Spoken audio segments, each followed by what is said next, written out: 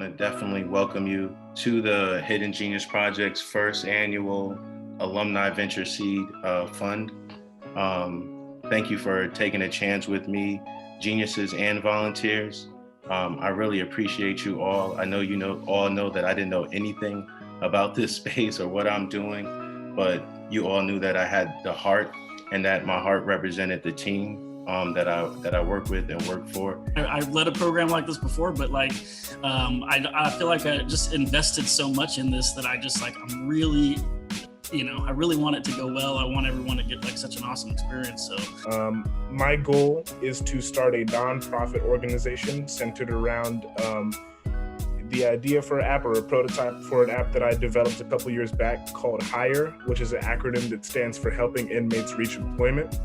The whole goal is to create a somewhat of a social network that links people who have been through the prison system and the formerly incarcerated with job opportunities, to sort of cut down on joblessness among people who have been formerly incarcerated, because there is a lot of job discrimination against people who have been through the system. And so my company, or my job would be to be able to take that legalese and break it down to very simple words to make sure that in case you get pulled over, in case you get a ticket, nowadays the police are, especially people of color lately, they're very aggressive or in doing anything, honestly.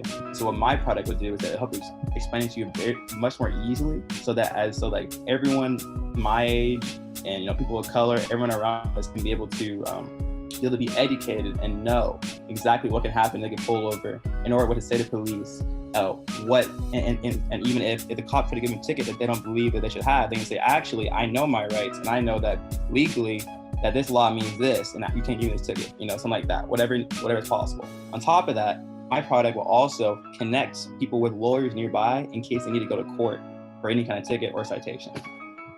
When I was growing up, I always was interested in skateboarding. So I was always thinking, how can I combine tech with skateboarding? So I came up with the idea of Creation Skateboards, but the name, it was actually copyrighted. So I realized I actually have to switch that as well. There's something going to be like Creative Skateboards. But essentially, the idea of that was people are allowed to create their own customizable skateboard using their mobile devices. Divine Errands is my business, and it's an errand-based business, that runs errands and performs tasks effectively and efficiently. Fix My Kicks is an online marketplace for shoe restoration and customization. And so what I realized was I didn't need to be doing all the shoe restoration, and there's a lot of logistical problems that comes with doing this business right now, as most of the service providers that we work with promote their services through Instagram and make their transactions in other spaces. So I decided to partner with the support of UPS and Stripe. They have made it really easy to take care of the logistics and provide a space for these folks who offer these services to sell their services and promote their services on the platform. Today you're here for the Alumni Seed Fund Showcase. You're seeing just a smidgen, just a portion of what the Hidden Genius Project is about, but in many ways you're seeing a part of the after picture, if you will. This is, for some of these young men, 6 years after they first met us now, and we continue to stay with them. I'd like to introduce you to the organization with hopefully what's a quick story. I'm going to do my best. I'm going to share a slide here if I can, with your indulgence. Thank you. And let's make sure we're going full view here. All right. And so certainly want to let you know and remind you that the Hidden Genius Project trains and mentors Black male youth in technology creation, entrepreneurship, and leadership skills to transform their lives and communities. You can find us now in Oakland, Richmond, Los Angeles, California. But of course, as you can see from the trailer, you can find us all over. But this dates now back almost 10 years to 2012, when a core group of Black male technologists and entrepreneurs were looking to pay it forward, looking not to wait on Superman to create an impact in their communities, and wanted to inspire young people, particularly Black male youth, to be able to build in their communities and really inspire others, certainly for them to achieve their own goals, but to really, through their work and through their product, inspire others in their communities, and hopefully help them be able to stay in their communities. I'd be remiss if I didn't mention today that there's a number of the founders, two of the principal founders, and myself as well, are alumni of a program called the Ron Brown Scholar Program, which helped us get to school and meet each other and build a dynamic network. And we very much try to copycat that impact, and we're doing our best. It's probably a weak facsimile, but their slogan is the value of one, the power of all. And so as you watch today, I think you'll get to see the power of all that we do, and of the network we built for these young men.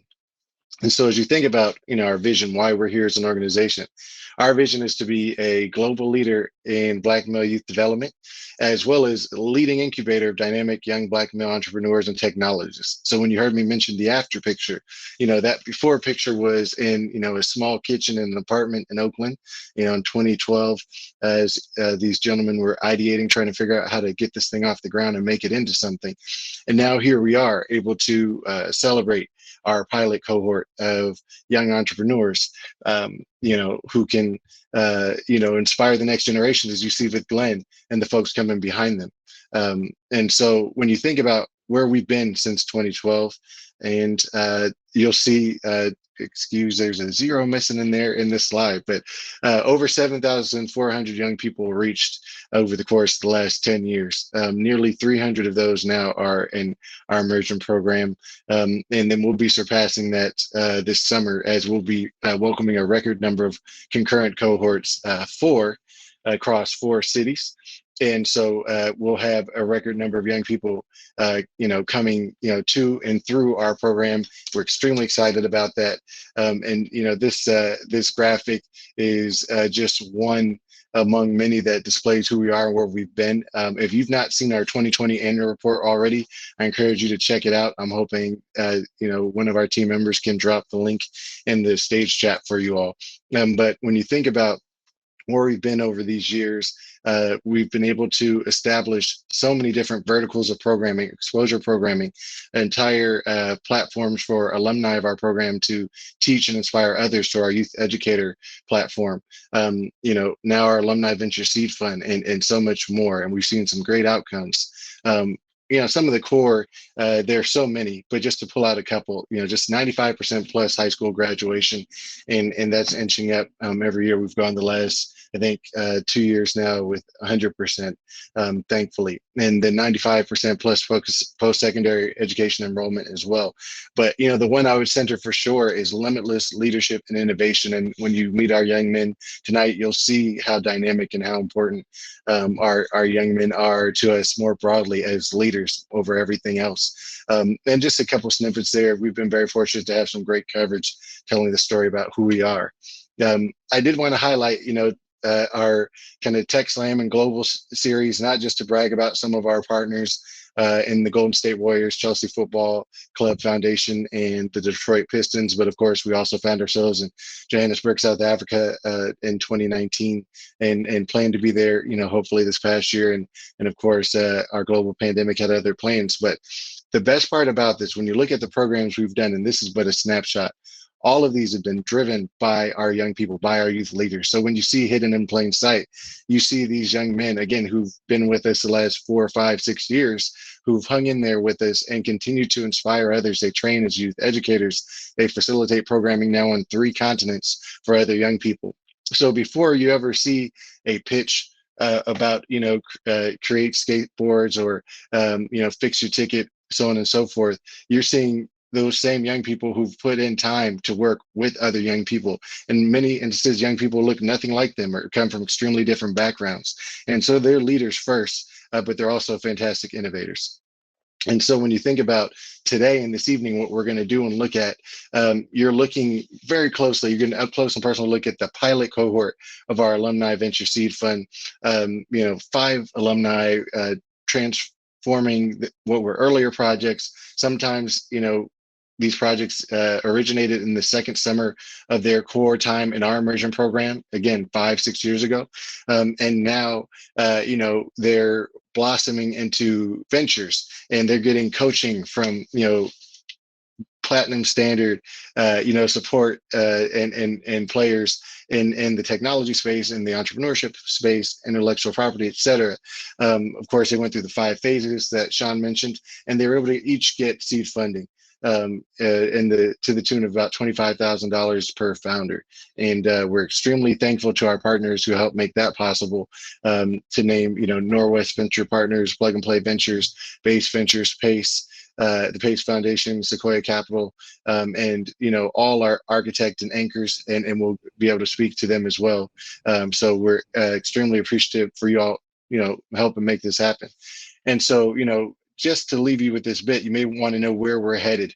And hopefully you want to know where we're headed and how you can get behind it, right? And so, I can say we're first and foremost trying to figure out how to get back safely to in-person programming and operations, towards the end of this year, hopefully in Q3.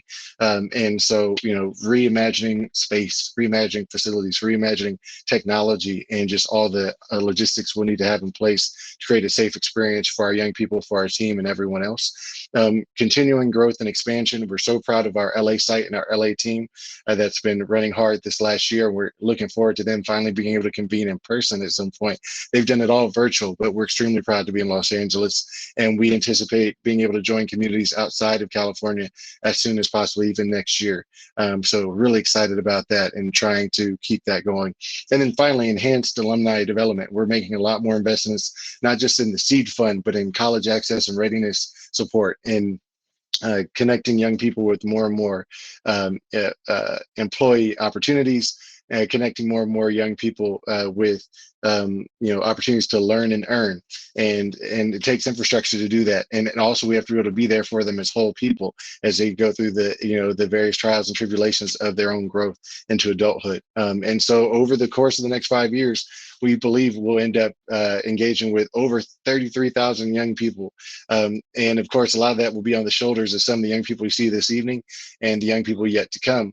But of course, to get there, we need the resources in place. And so we'll be raising over $40 million to do that over the next 5 years. And we're extremely excited about that. So I thank you a great deal for taking the time today. We hope you have a fantastic evening with us. I know Sean might have a question or two for me, so I'll stop. Thank you, Brandon. Thank you so much for amazing words and articulation and representation of the organization. I got 2 questions that came in to the chat. Why is this investment important to the space? Yeah, so I think hopefully, and kudos to Sean, for making the executive decision to make sure we had the Hidden in Plain Sight trailer. Again, when you invest in these young people, you're investing in all of us. It's a group that's high potential, high capability, high energy. It's a beautiful community. And we know sometimes the narrative around our Black male youth, isn't the most positive. But today, you're not going to be hearing a ton about what's wrong with us. You're going to be seeing a whole lot about what's right and what we can do for everyone else. And so that investment is not just in these young men. It's not just in our team. It's really in our community, in our society more broadly, because we're, as you can see, leading the world and creating innovative experiences and early adoption to technology, and it just heartfelt and heart-driven engagement. And we're extremely excited about it. Awesome. And then second one, and I love this one. What's the company's secret sauce? Yeah, when I think we have a bunch of factors. Perhaps, none of us on the team would ever, agree on the exact thing. But what I will say for sure is, the thing that we will never compromise in is an unflinching belief in our young people. No matter what they might do, no matter how they might be showing up in a moment, we believe in their capabilities and what more is possible for them. And so we always say, once a genius, always a genius. We ask that they stick with us, follow their path, and let us help them to get to where they want to go. And no matter, what they show us in a given moment, we always know that's not where they're stopping. And so that I think that's critical. And then the second piece is we've not accomplished anything worthwhile on our own as an organization. We're always willing to jump in with both feet and our whole selves to collaborate across the board. And we've got some tremendous partners, a number of whom are joining us today, and we're so appreciative to them. So I think those are the 2. Thank you. And I'm going to pass the mic to one of our illustrious alumni, George Hofstetter. Thank you. Good evening, y'all. My name is George Hofstetter, alumni of the third cohort of Geniuses in Oakland, founder and CEO of GH Tech, and our mission is to change the world's perspective on race through technology.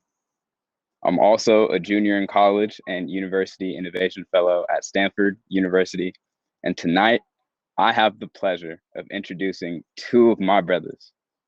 This first king I've known for some years now, and I have to say, his genius is nothing less than incredible. His hustle is inspiring, and his style has never been hidden. I can't even say too much. Just know this brother is a trendsetter, a leader in the community, an overall educator. Please give the warmest of welcomes to my brother, James Green. Thank you, brother. I appreciate that. How's everybody doing tonight? I hope y'all are having an amazing Earth Day. Happy Earth Day, everybody. Go ahead and share my screen. There we go. Look at us. Oh.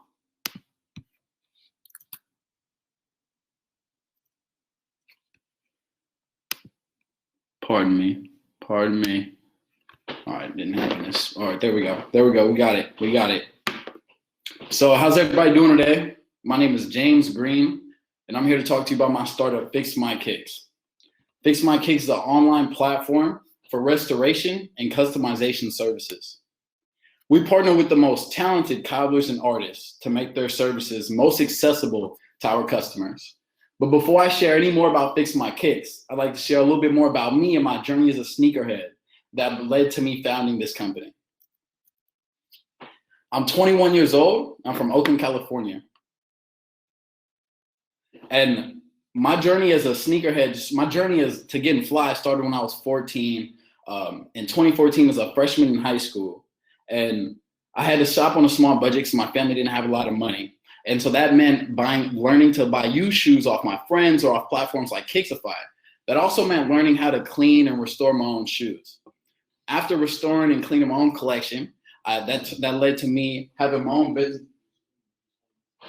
They can't see my screen? Okay. All right, we're gonna take it back. Y'all can't see my screen. Try it again. All right, there we go. Hop in. All right, take it back. Y'all ain't hear none of that. Put a boom. All right, how's everybody doing today? My name is James Green, and I'm here to talk to you about Fix My Kicks. Fix My Kicks is an online platform for restoration and customization. We partner with the most talented cobblers and artists to make their services most accessible to our customers. Before I share any more about Fix My Kicks, let me tell you about myself. I'm 21 years old. I'm from Oakland, California. And I set on this journey to getting fly in about 2014 as a freshman in high school. I had to shop on a small budget because my family didn't have a lot of money. That meant learning to buy used shoes off my friends or off platforms like Kixify. That also meant learning how to clean and restore my own shoes. So after restoring my own shoes for a while, that led to me hustling and restoring other folks' shoes, and that was my side hustle for the next 3 to 4 years. During that time, or at the end of that time, I ran into the Hidden Genius Project, and they were talking to me about how can my work with shoe restoration benefit from technology. And that's when I realized there was an opportunity to empower cobblers and artists and these environmentally friendly services by making them more accessible to the customers who need them.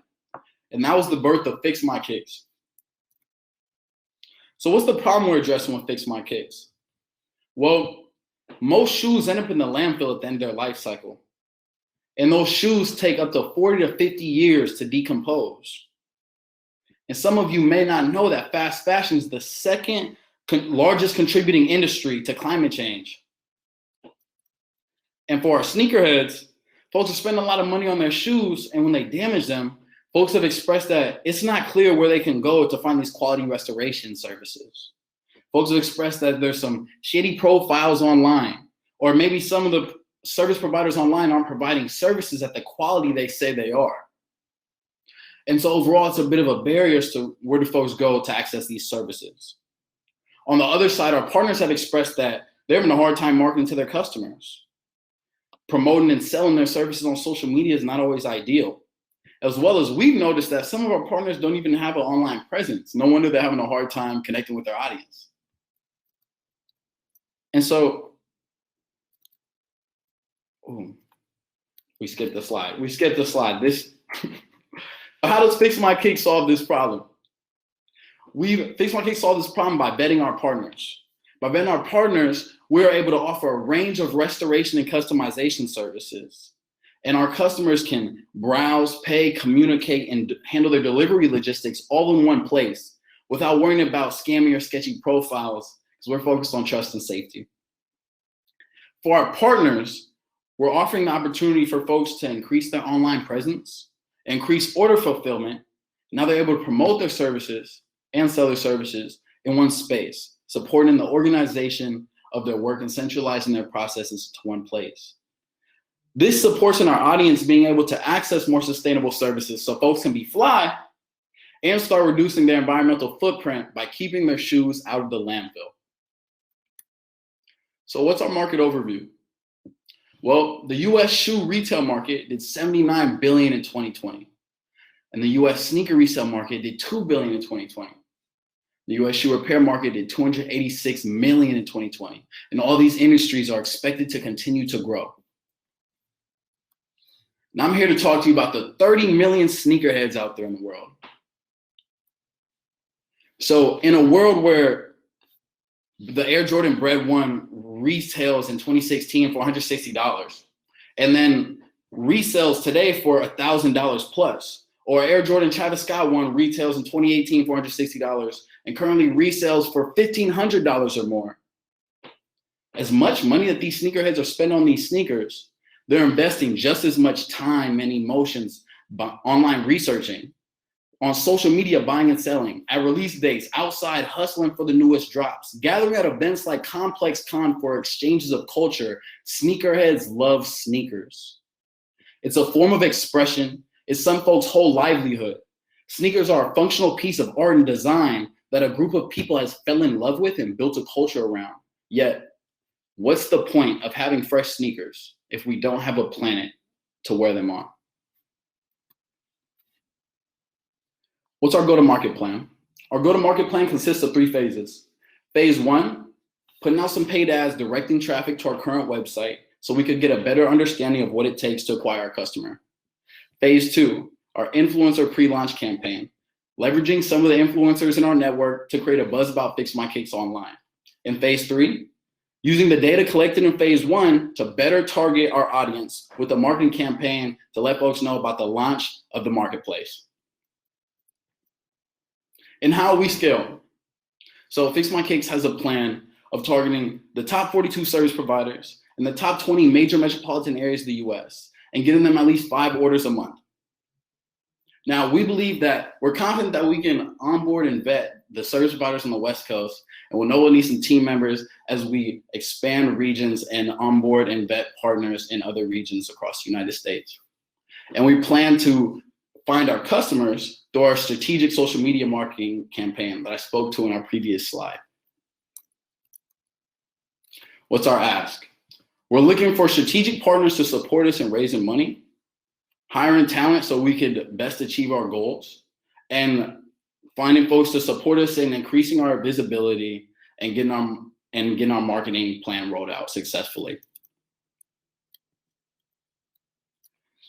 Lastly, I would like to say thank you. I'm excited that you're all excited as Fix My Cakes continues to empower our partners in marketing these environmentally friendly services more accessible to our customers, creating a fresh world for fly people.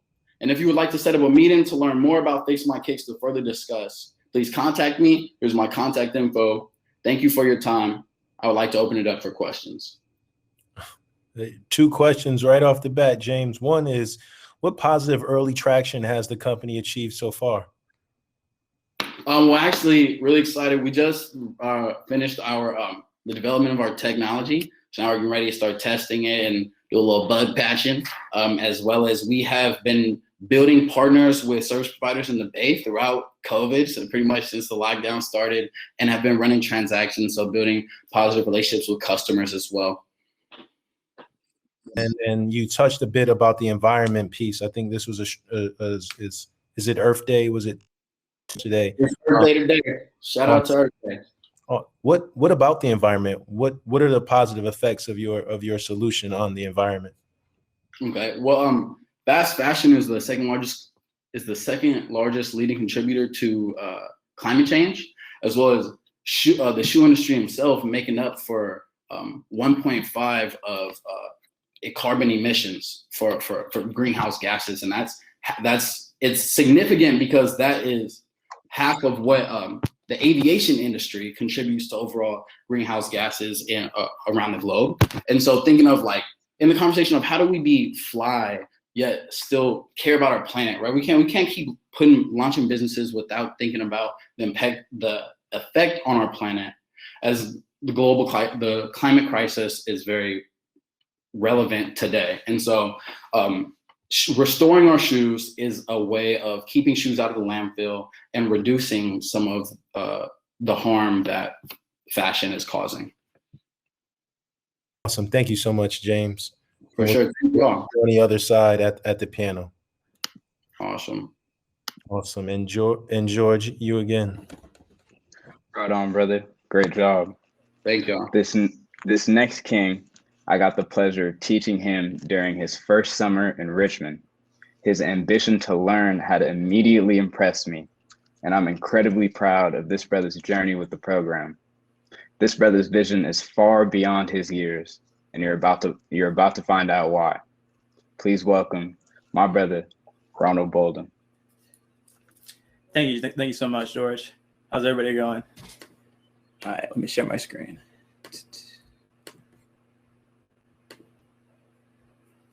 Oops.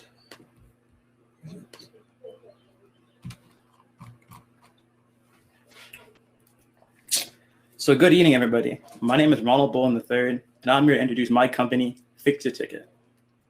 So what is Fix Your Ticket?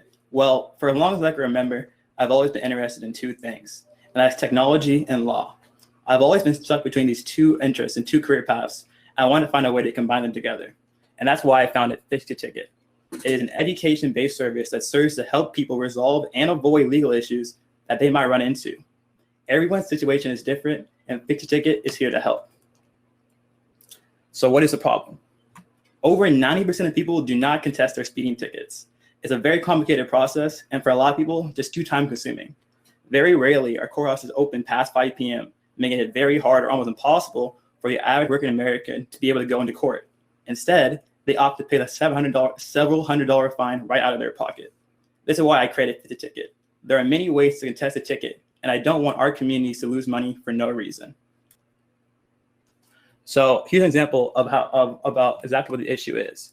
Right here, if you were to Google right now, what do I do if I got a ticket? The website that'll come up would be california.gov. It's right here. The very first thing it tells you, top of the page is in big bold letters is and pay. That's the first thing you see when you Google it. That's what people are going to see most of the time. That's what they're going to think, all right, whatever, I'll plead guilty and pay the fine. There's 2 bullet points below it. There's a lot of details, a lot of information. And at the very bottom of the page, all the way at the bottom, in very small information, it says, ask for a trial if you believe you are not guilty. Right here, we see the kind of wording's different. There's less information. You know, obviously, the government does not want people to fight their tickets because you just pay it. I mean, it's easy money for them. It's certain. But that's the issue that I think should not exist in our country, not exist in our society. With this misinformation makes people think that they have to pay it, and they shouldn't have to do that. Now, Fix Your Ticket wants to help as many people as possible. Now, I'm sure you're wondering, how can we do that? And we can do that with the power of knowledge. Knowledge is power. As we've seen more and more with the rise of social media, information can both be manipulated and spread very quickly. In order to prevent and counteract some manipulation, provide visitors with information and clarification on their local laws and policies so that they can be armed with the knowledge they need if they need it. Also, if you're in need of an attorney, you can be connected to a local lawyer straight from the website. Remember, the chances your ticket gets dismissed if you don't fight it is 0%. Our community should not have to pay any fine with certainty. Now, I like to just put in scale the issue of the legal system. Oh, I'm sorry. One more time. Some more issues about how can we do that. We're here to help people solve issues that the legal system doesn't really help them out with. You know, you go to court, it drastically increases the chances that you will not receive consequences with it. A lot of times, a ticket can come with not only a fine, but come with points. And taking it to court can help reduce the chances that you have points or reduce the chances you need to pay that money. And that's what we're here for. Now, I just want to put in scale the issue of this issue of the legal system. There are 41 million speeding tickets issued in the United States per year. A majority of these tickets are not. Currently, there are 3 million licensed drivers, increased by 2 million drivers each year. If we could reach just less than 1% of each of these drivers, that would be a million people who know how to pay money out of their pocket that they shouldn't have to. So scaling goals. Currently, I have a very simple website produced. I want to be able to upgrade it and increase it and make it better by Q3 2021. I plan to be able to have an app developed that can be accompanied to the website by Q4 2021. Continue my iteration all throughout 2022 and improve the app by Q2 2022. And I just wanted to ask here as a founder and know that the assistance that I need, need assistance, I think, in order to probably make a good, strong website and a good, strong app before these time deadlines.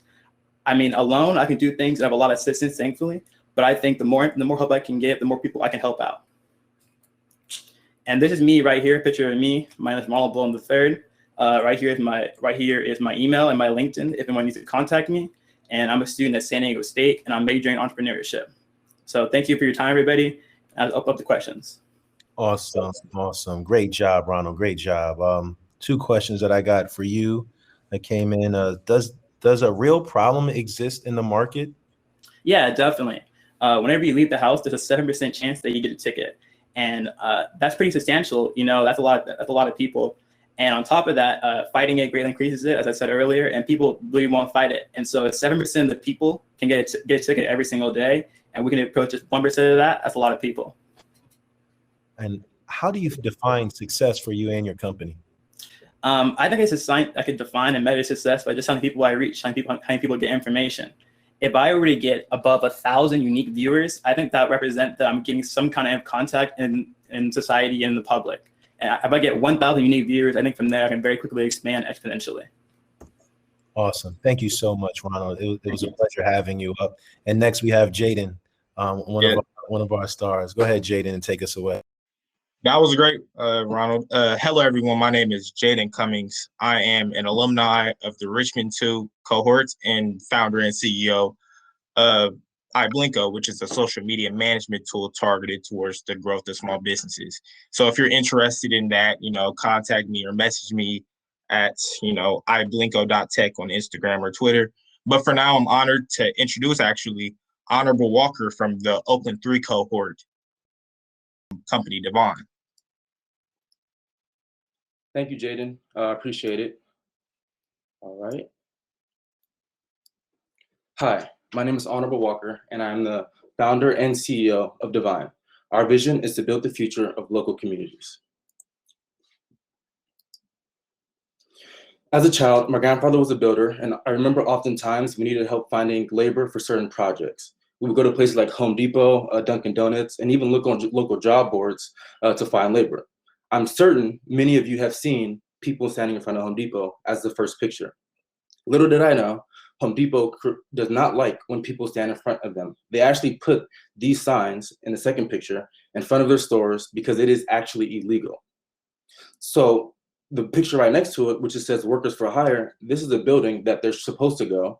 And as you can see, is run down, the technology isn't up to date, and there's a lot of issues going on with that. And to the right is my goal. So my vision is to create a platform that allows workers to plug into and find projects at the local and community level, where you can streamline the acquisition of labor, where builders and subcontractors have a place to find each other to optimize talent. So as I mentioned in the first slide, my name is Honorable Walker, and I'm currently studying engineering and architecture at the University of San Diego. I've also traveled to a couple countries to actually see architecture, and what I've noticed is that the most marvelous architectural projects were all built with local labor. From ancient Rome to the ancient Egyptians, architecture was always used as a place and a concept to help rebuild communities. So with that being said, the construction market overview. So the industry evaluation is at a $1.2 trillion with over 11 million people in the industry producing over 7% of the United States GDP, which is an extremely large number. So I did some more evaluation and I decided to look at the few major players. So to find local talent, we have to look at the way people find local labor, the top companies, and even who holds the most market share. So to the left, under labor force, we see that the labor force gives us a good opportunity because we can partner with nonprofits and workforce partnerships and foundations, and even potentially look at partnering with the previously incarcerated. In the middle, some of the potential partners that have the most market share are places like Turner Construction and Bechtel, and these are some of the largest construction companies in the world. Lastly, to the right, where it says local benefit, so community projects. So working on local projects that helps rebuild community is a huge benefit for our talents because there's a high level of pride and ownership. And just imagine driving past a building that you worked on, and let's say you have a child with you, or you say your grandchild, or even like your brother or sister, and you say, you know what, I worked on that project. That's what we provide. So on the business side of things, our problem is that companies spend over $25 billion a year to relocate new talent. Then on the community side of things, many people in their communities do not always have a direct contribution to what is being built in their own cities. So what do? Divine. We provide and we find talent and connect them to builders. We do that by providing a quality service to help rebuild communities.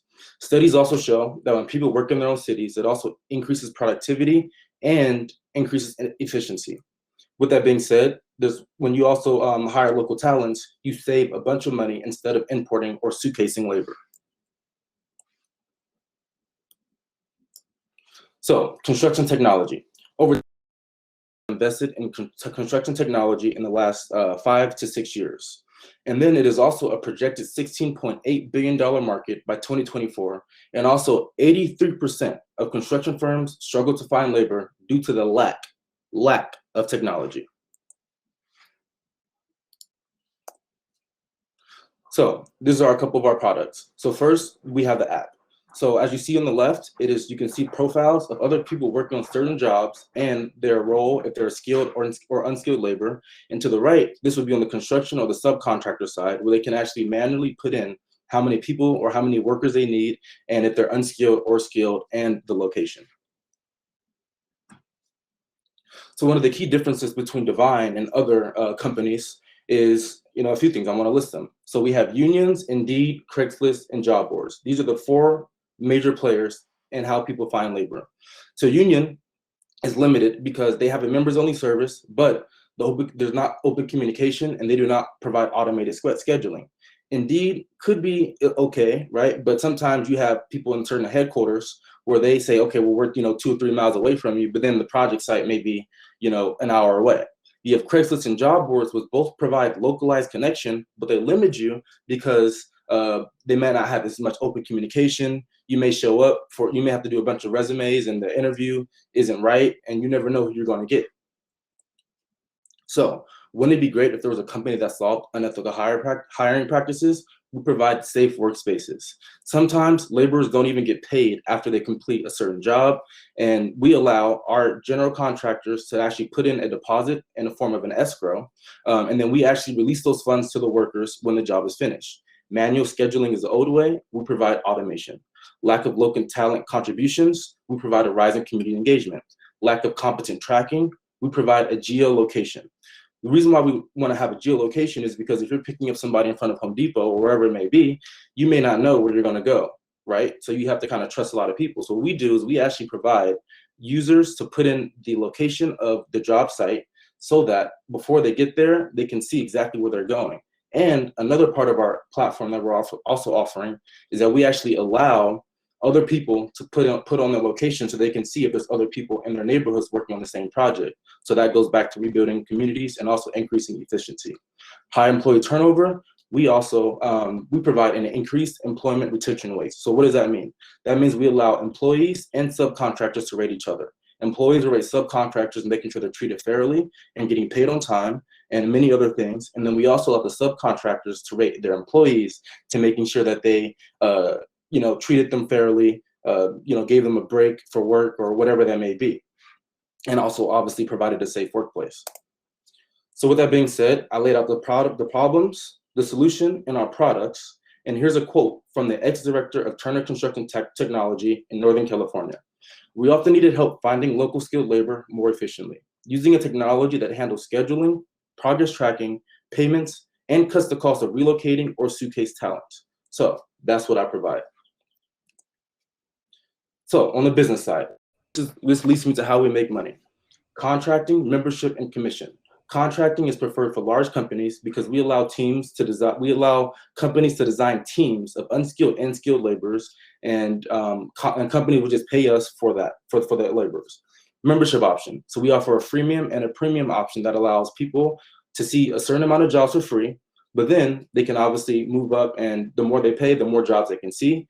And then last but not least, we have the commission option that allows freelance laborers to join our platform, where we would take a small percentage from whatever's being generated. So let's say a couple hours a day, and then we would take a small percentage. Our go-to-market plan by the second quarter of 2022. Currently, we have a website, divinerebuild.com/apply. And in this website, you can put your name, your email, and a couple skills you have, and even where you're located. And then we will also be developing the app. The second phase is social media. So we want to push out on LinkedIn groups. Indeed, and Facebook groups are going to be huge. Last but not least, in phase 3, we want to work on having at least 1 contract sale and at least 3 letters of intent to joining our platform. And then we would look at some of the initial logistic testing within the first city. So this is our Divine roadmap. So we launched with 2K, November 2020. And then in January 2020, we decided to do some software development to the website, and then hopefully the app very soon. And then April 22nd to date, we have raised $27,000. And in June of 2021, we will develop a team, a marketing team, and a co-founding team, and a co-founder. And then by August 2nd, we would like to have 2 companies to our platform, bring 50 users, providing 52 users total by August 2021.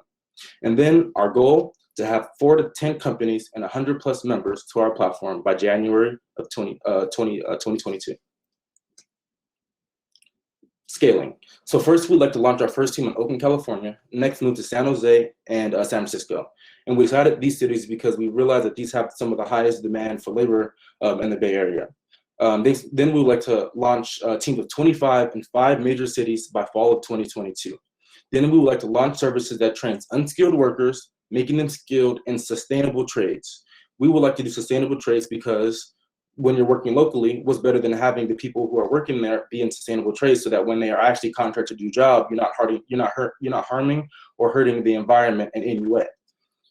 So, if a company goes to a certain city, like it or not, the people you have there are going to be sustainable workers. Then we would like to grow internationally for large-scale projects that requires teams of unskilled and skilled laborers. And then we would like to have 20-day contractors by our third quarter, 20 subscribers by our second quarter, and like I said before, bring 3 companies to our platform. The future needs us. Thank you. So much, Honorable. Great presentation. You had a lot of pieces around competition. Can you tell me more? Why is understanding your competition important? Yeah, absolutely. So what I kind of realized is that there's a couple major players, right? So when I did a lot of interviewing and some user feedback with some subcontractors, they actually didn't mention what I thought they would mention. So when I think about doing labor, I think about places like TaskRabbit and even Angie's List, right, where they have certain workers, unskilled or not, come to the platform, contract, and complete a job. But actually, like I mentioned, they actually go to Indeed, local job boards, and Craigslist. And if 83% of these construction firms are struggling to find labor due to the lack of technology, then they're not doing that great of a job. So this is, and there is also no one platform that actually streamlines local talent and local labor to help rebuild communities as well as I would. Awesome. Thank you so much. Thank you for your presentation. And I'm going to pass the mic on over to Jaden. All right. Thank you. Thank you, Honorable, for that presentation. I am now pleased to introduce Malik Poole, founder and CEO of Hired. Hi. Can you guys hear me all right? Yes. Yep, and then chat. Okay, let me go ahead and share my screen.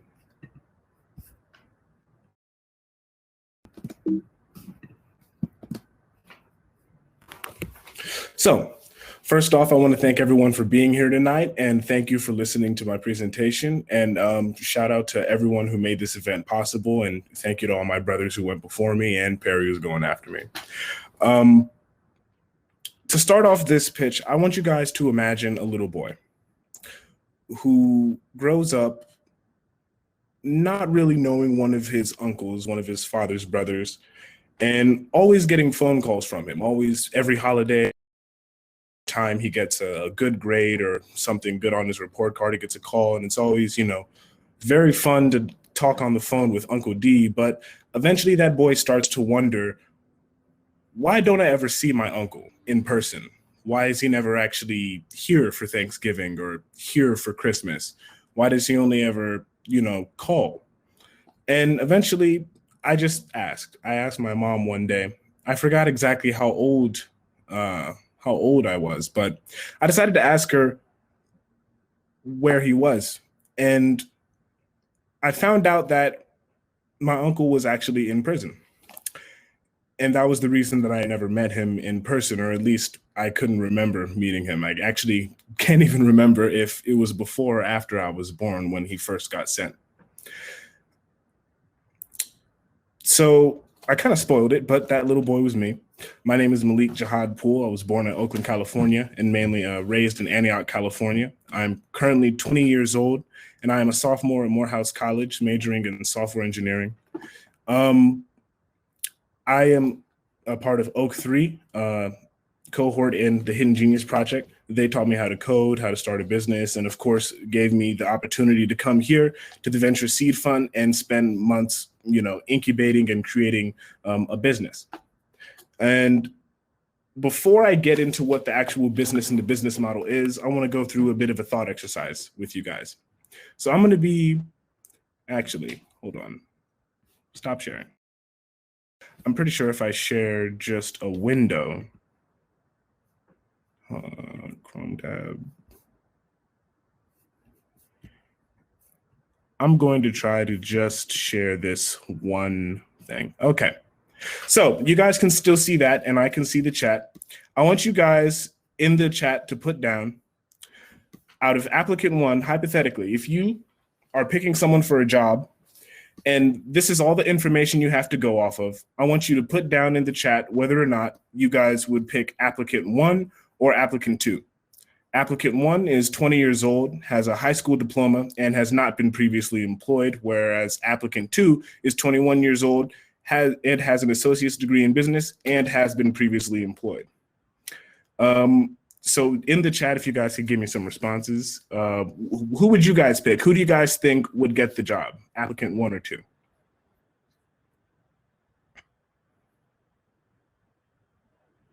I got a two, got another two. Two. All right, I'm seeing some pretty solid feedback. So the consensus, that's not a word. It looks like the consensus is that you guys think applicant number two would get the job. What's the job? We're not telling you what's the job. It's a thought exercise. So I think it's pretty safe to assume that in most cases, we would think that this would be the person who would get the job, as most of you guys said. Unless the employer found out that that person was convicted of a felony and has done prison time, in which case they would most likely opt for applicant number one in most situations. America has almost 20 million ex-offenders. That means people who have been charged and committed with a felony and have been in prison. 650,000 people are every single year. Only 31% of those people report having jobs 2 months after release. That number goes down the longer time goes on. Roughly 70% of them say that their record has made the job search harder for them. Generally speaking, people tend to feel like they're always the last hired and the first fired if they have been through the system before. And we have language to describe something like this. It's called job discrimination. legal job discrimination, but job discrimination nonetheless. 27% is the unemployment rate among the formerly incarcerated in this country, which is higher than the Great Depression. Recidivism is a tendency of a convicted criminal to reoffend. What they don't tell you about recidivism all the time is that legalized job discrimination absolutely plays a crucial role in the recidivism rate in this country. Within 3 years, 67.8% of people will be rearrested and back in the system. In 5 years, that number jumps up to 76.6% of people rearrested and placed back into the system. The solution? Jobs. Statistics show that reoffending is significantly less likely if the formerly incarcerated are employed. However, these type of job discrimination can get in the way, but everyone deserves a job with a living wage. There is no adequate solution yet on the market. There are job sites like Indeed.com, but they don't have anything special specifically for the formerly incarcerated and have made no effort to implement any such program. There are websites like jailstojobs.com or .org, for example.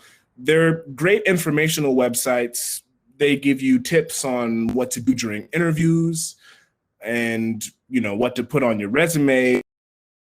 There's no actual direct link between anyone who goes to that website and walking away employed.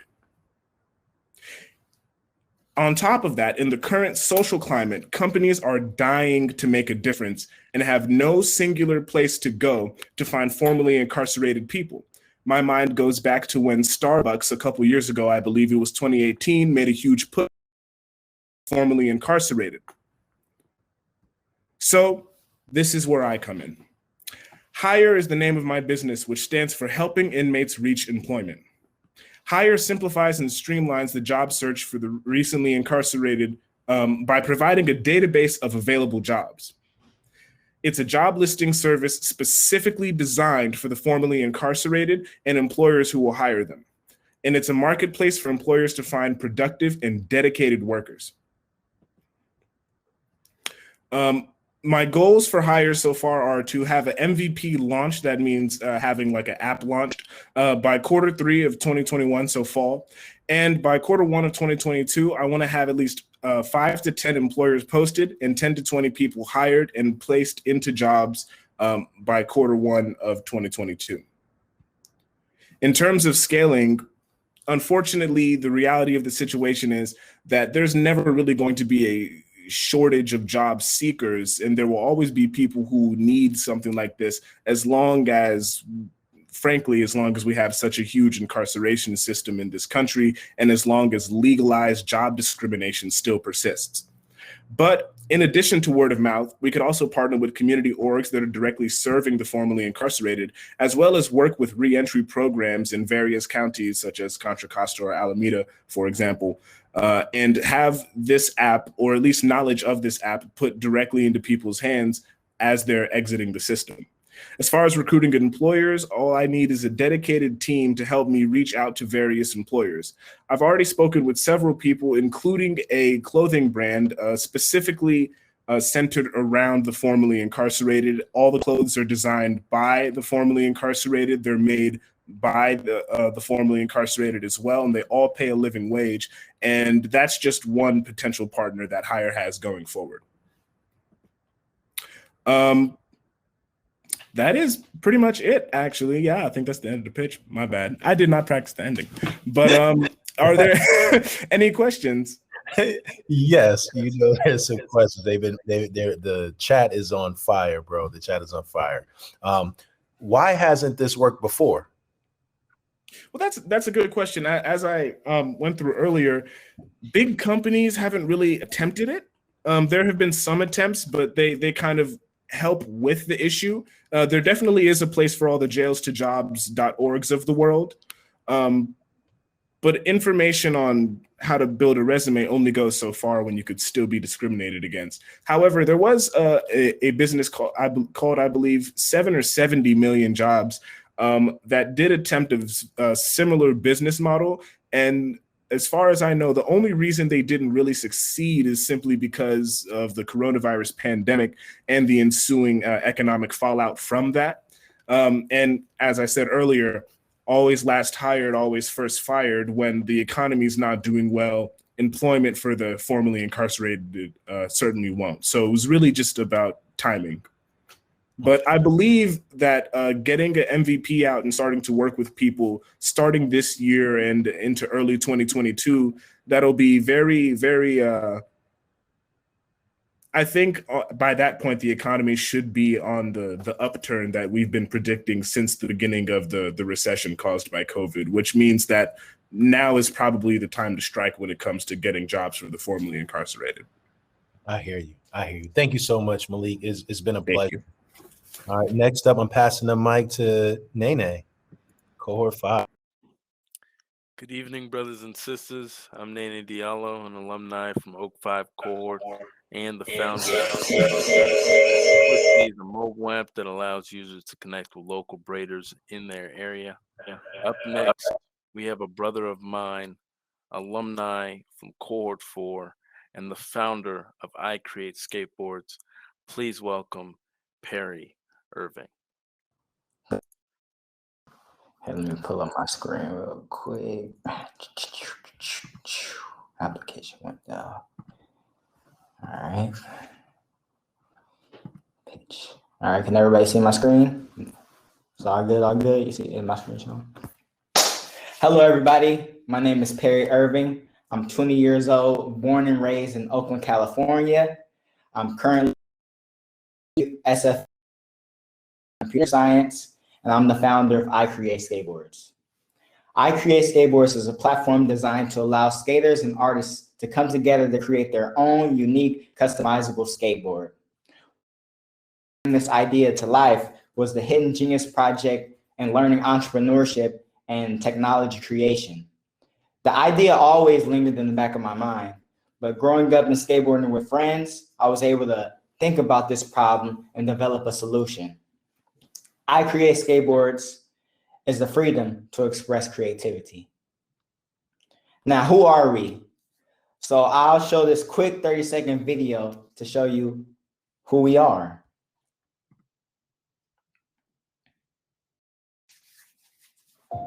The desire to create is one of the deepest cravings of the human soul. Imagination is the spark of change, and skateboarding is an element of expression. Design and share personalized, customized skateboards. Our innovative technology is for clients with a passion for limitless creativity that feeds the empty voids in our minds. Fashion is now, and uniqueness has elevated one step closer with our simplistic platform. Your eyes and mind work together to create a vision. I Create Skateboards. Yes, sirski. So that video was actually created by me, and that idea reflects our vision. It's our motive and definite purpose, a combination of art and imagination, encouraging our customers to create something of their own, and our platform supports that. So let's just get straight into the market. The skateboard market is 4.6 billion annually worldwide. There's 16 million US skaters and growing. The skaters averagely spend around $100 to $500, consisting of wheels, trucks, grip tape, and a skateboard deck. Our target, we can grasp this 1% of this $4.6 billion market. We want at least 46 million. And I'll get into my TAM, SAM, and SOM later on into the slides. But first, what is the problem? 75% of skateboard brands do not provide the average skater the opportunity to customize their own skateboard. There's only a select few that actually allows you to do so, but they don't do it like us. There's no straightforward option for skaters to create their own board. If I was actually going to a skate shop right now and ask for a customized skateboard, I would instead have to buy a branded one. This is the problem. It's quite technical to actually be able to customize your own board, and you would have to buy a UV printer, which costs thousands of dollars, as well as a heat transfer, as well costs a lot of money. So solution, Our platform allows skaters the opportunity to customize their own skateboard. We believe we can leverage skate shops. We can leverage 75% of local skate shops that have them sign exclusive contracts to shops 15% of every sale of a $120 customized board. It can range from $60 to $200. So it depends on what the skater lists a skateboard for. But we're guaranteed 85% of sales from skate shops, and they get a 15% cut of every customizable board that is sold. The artists and skaters who do decide to list their skateboard on our platform can pick a price of what they think they're worth, and depending on the demand and the rating system, they will be charged a 15% service fee as well as distribution from skateboarders, the skateboard decks getting delivered to them. So the more skate shops using our service, the more revenue, and we can scale towards earning that 1% of that $4.6 billion market. So here are the needs of our customers, and here's what we do that our competitors don't. Now, let me really give you insight about my biggest competitor strategy, Zoomies. Zoomies is in fact not a local skate shop, and they're on that 25% spectrum that mixes skateboarding with snowboarding and street apparel.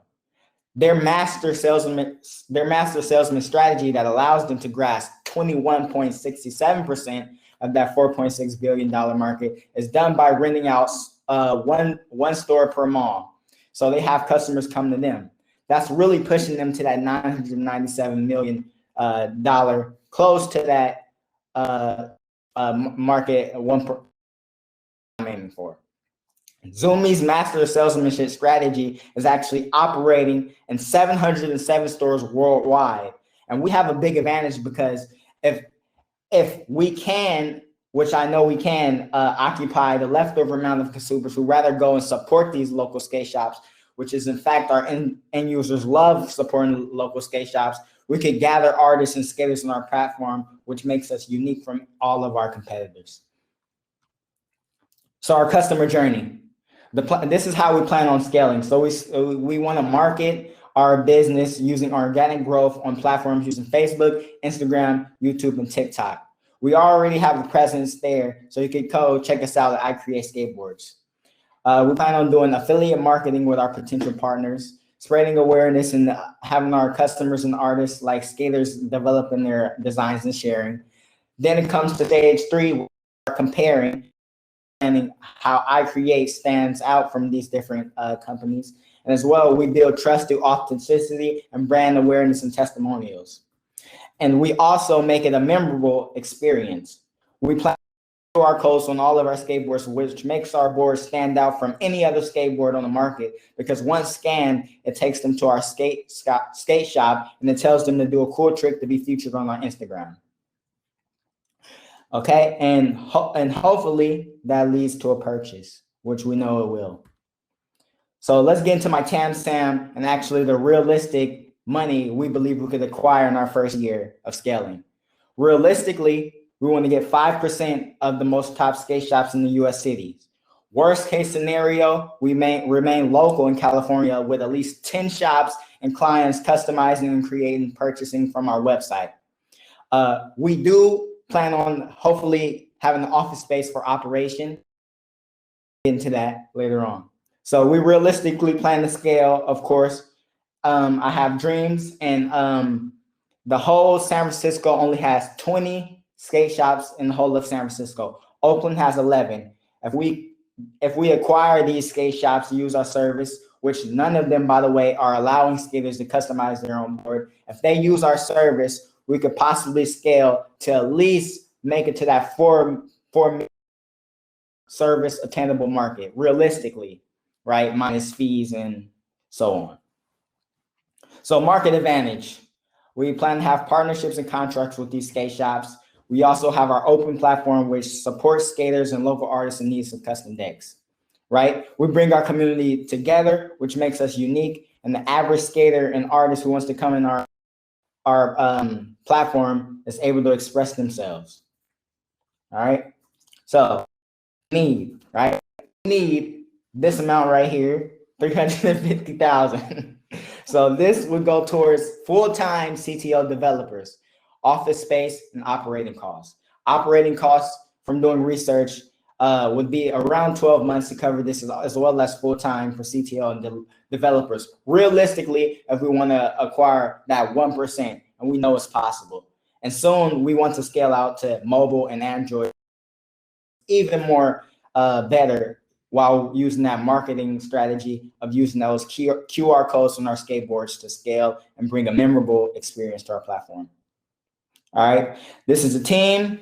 Perry Irving, you could go check out our website, which is now live right here. You see, I create skateboards here. I go right here, I create skateboards, as well as Instagram. I'll open it up for some questions. You killed it, bro. Thank you so much. It was an amazing presentation. Talk about the demand. Is there, I hear we saw numbers, but is there a significant demand for the solution? Yes, there is a significant demand for a solution. It's limitless. Everybody wants to be able to create, but they don't have that opportunity. And as I said, it's a big problem in the skate community where skaters don't have the funds to go and buy a UV printer, or as well as go buy a transfer machine. If they want to create their own skateboard, it would be a difficult process, and we make it more easier, as well as together to actually be able to get ideas and branch off from each other. So I feel like there's definitely a demand that our end users definitely want it. What's your next plan? What's the next thing that I Create Skateboards is going to do? So as I said before, if we can't get our for our own operation costs, we do plan on scaling locally. So just building the name for ourselves, getting content out there, supporting skaters, as well as hopefully getting this leverage from local skate shops. So we plan on scaling locally, and the more we scale locally, hopefully we could branch off worldwide into different cities. Awesome. Thank you so much, Perry.